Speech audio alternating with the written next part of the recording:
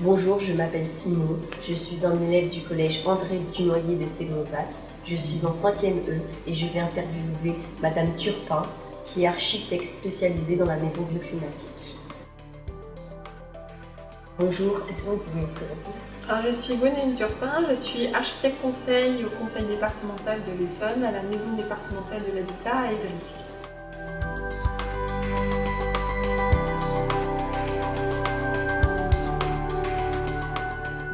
Quelle est la différence entre une maison traditionnelle et une maison bioclimatique? Alors, une maison bioclimatique, en fait, elle va prendre en compte son environnement et le climat et la courbe du soleil pour profiter de la chaleur, se protéger du climat, etc. La maison bioclimatique est-elle accessible à tous et disponible partout? Quel est son coût? Alors, c'est difficile de donner le coût d'une maison bioclimatique. Après, elle est accessible par tous parce qu'aujourd'hui, toutes les maisons doivent être bioclimatiques. Quels sont les matériaux et la main-d'œuvre nécessaires à la construction de ce type de maison? Alors, une maison bioclimatique, on peut la construire avec tout type de matériaux. Ça peut être des parpaings, ça peut être des briques creuses, ça peut être une architecture en bois.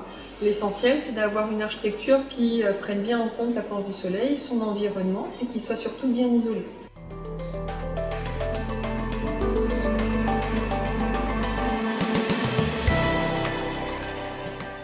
Est-il possible d'adapter une maison, de transformer une maison traditionnelle en une maison bioclimatique? Alors oui, c'est possible, et selon les maisons traditionnelles, on va avoir plus de complications ou pas. Par exemple, une maison qui a des toutes petites ouvertures au sud, on va pouvoir les agrandir pour profiter de la chaleur, du soleil, etc. Donc oui, c'est possible. Quel type de recherches techniques et scientifiques interviennent dans la mise au point des maisons bioclimatiques? C'est pas forcément des recherches scientifiques ou techniques, mais par contre, on va vraiment bien prendre en compte le terrain, son orientation, les vents dominants, vraiment l'environnement dans lequel on va construire la maison. Pourquoi est-il nécessaire aujourd'hui de réfléchir aux maisons bioclimatiques?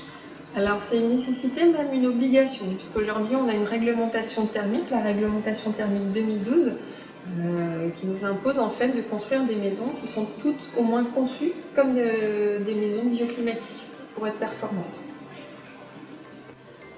Donc une petite question supplémentaire qui nous intéressait, nous les élèves, en quoi consiste le métier d'architecte?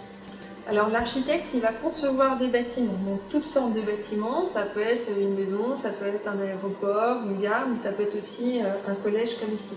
Donc il va concevoir la forme générale du bâtiment, mais aussi jusqu'au détail à l'intérieur du bâtiment, donc tout l'aménagement intérieur et puis les matériaux qu'on va utiliser.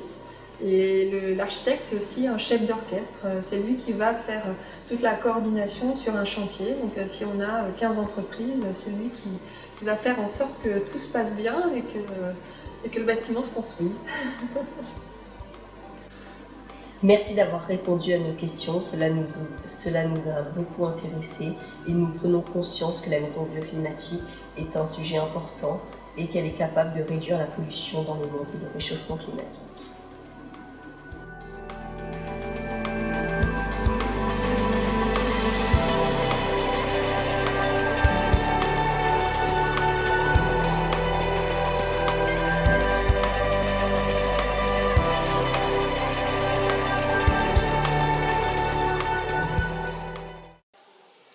Bonjour monsieur, pouvez-vous nous expliquer l'activité de l'entreprise Gatichambre? Oui, bonjour. Gatichambre a été créé par des agriculteurs en 2008, comme je l'ai expliqué tout à l'heure, pour mettre en place une culture nouvelle sur le sud du département de l'Essonne, qui est le chanvre. Donc, dans le cadre de diversification, d'une diversification des cultures, en l'occurrence.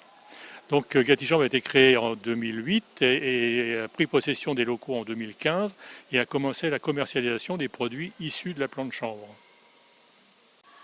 Quels sont les métiers et les formations pour travailler chez Gatichambre? Alors, il n'y a pas de métier, pas de métier spécifique pour travailler chez Gatichambre, il y a simplement besoin d'avoir, comme je disais tout à l'heure, le bac est bien. Le bac est bien. Il y aura besoin de techniciens pour travailler sur la ligne de production. Il y aura besoin de secrétaires, il y aura besoin de commerciaux, il il y aura besoin de gestionnaires de sites, etc. Donc il n'y a pas de métier spécifique, puisque aujourd'hui, ces genres de métiers n'existent pas. Mais c'est tous les métiers issus des filières normales, en l'occurrence. Quel est l'intérêt du chanvre? Alors l'intérêt du chanvre, il est multiple.